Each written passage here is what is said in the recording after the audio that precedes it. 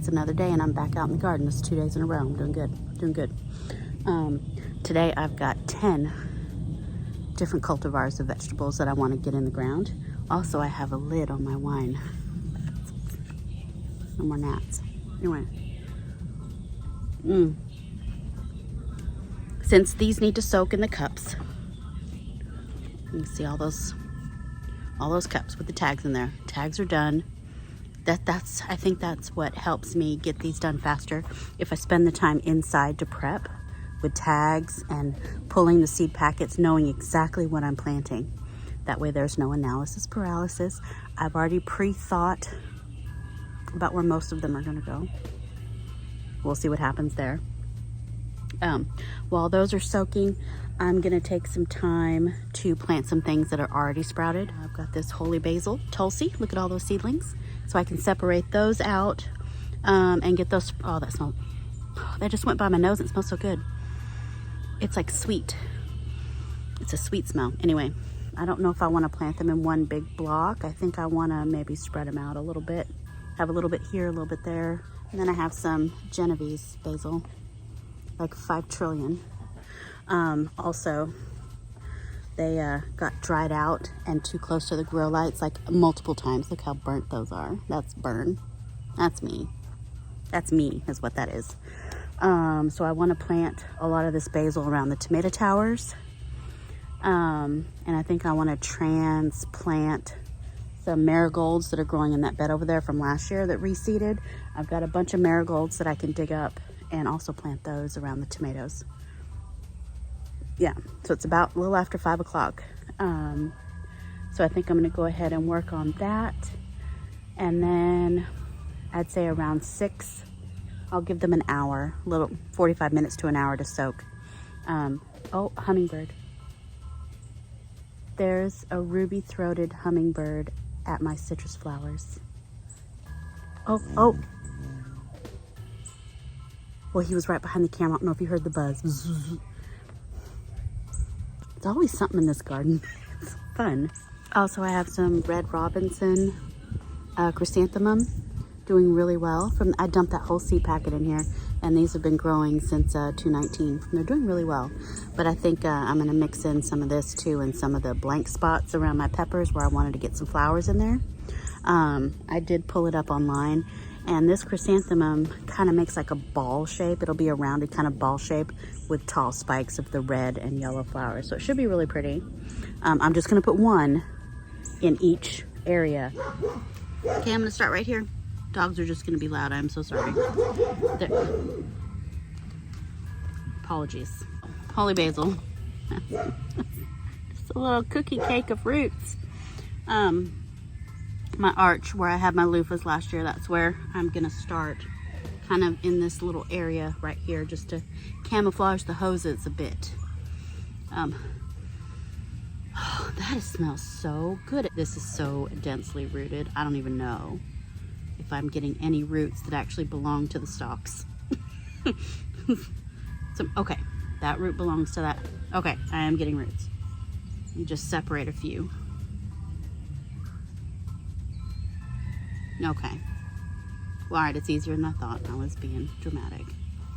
This makes the perfect hole. It's for solar lights. Anyway, it doesn't matter.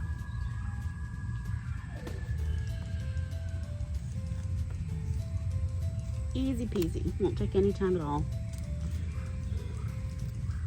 All right. So, I'll come back to you when this is done. Oh, I got a Romanesco. Oh my goodness. This is my Romanesco broccoli and I see a little bitty head in there. Breaking news. That's amazing. Okay, so I almost was gonna cut it out like I did my other one. Anyway, we're not gonna do that. Cool. Anyway, so I'm gonna put the Tulsi, holy basil, because I can use that for tea, here amongst my chamomile, and have a little mini tea area here with the kale. I'm gonna need everyone to go out and sniff some Tulsi, because it's really good. It's almost licoricey.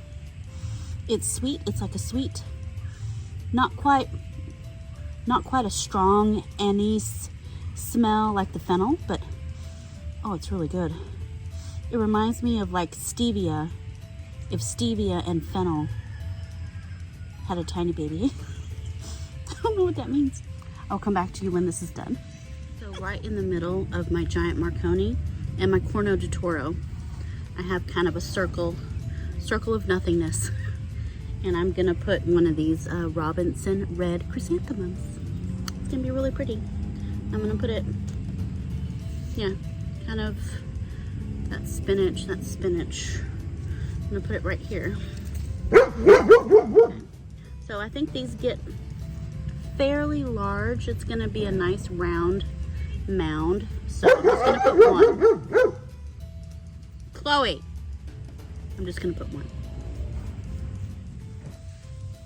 All right, so now, hello, I'm here at the Tomato Towers, and we're gonna do some of this Genovese basil around the tomatoes and zinnias.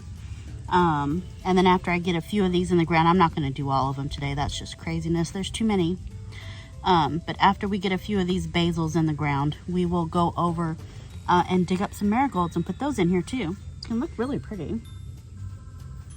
So I'm gonna do the basils closer to the tomatoes because I think they're gonna get taller than the marigolds, but you never know. I had some marigolds climb up my bean tower, my bean trellis last year.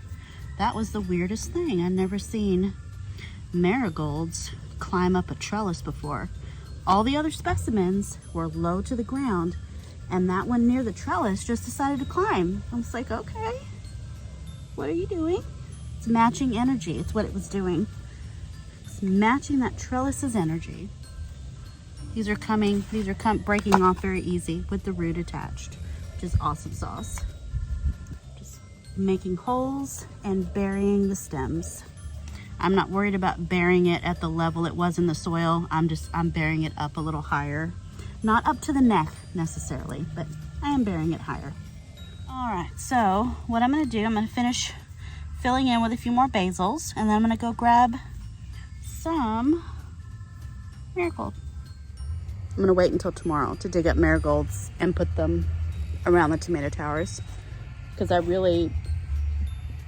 don't want these seeds to soak for like 25 days and then they rot or something.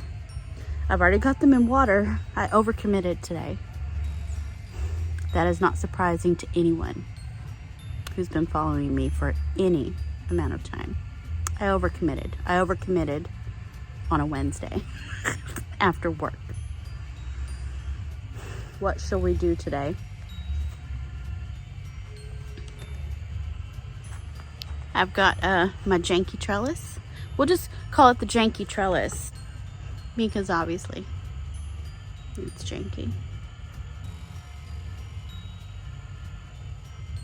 I built it. So on the janky trellis, I was thinking I would do two kinds of melons. We're gonna do the Délices de la Table, Délices de la Table, anyway, from Emma Gardner. It's like a cantaloupe, like a fancy cantaloupe musk melon looking thing, and the Kajari melon. I've just decided right now. So 5 seeds on each side. Let's go.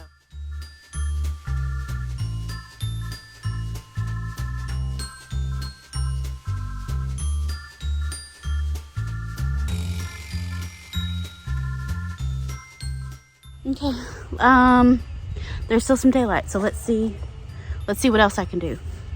Okay, I've decided the last one I'm gonna do tonight is the Calypso bean, which looks like baby whales. It's like the orca bean. It's pretty. Well, I believe that's the second night we've had guns in my video. Okay, no, that's... Okay, these orca beans are a bush type bean, but it's not a bush type bean that I've grown before. I think what I want to do is plant it on this leading edge of the bed here, not up close to the trellis because I think I'll do some climbing things on that trellis, but kind of towards the front since it's a bush variety. Even if it gets tall I don't think it's gonna get tall as that trellis. Like, I don't think they're gonna get that tall as a bush bean. So I'll plant them in the front. And then behind it, climbing up that trellis, I'll do one of my cucumbers or something. So that's the plan. It could change. Hairs in my mouth.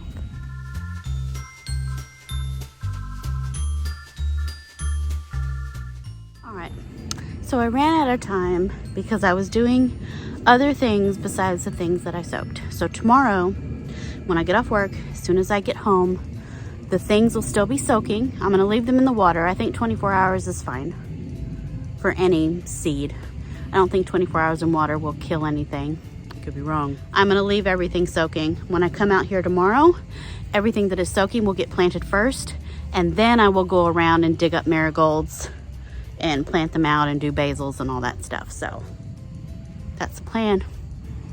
We're done. So thanks for watching. I really do appreciate it. Okay, see you in the next video. Bye.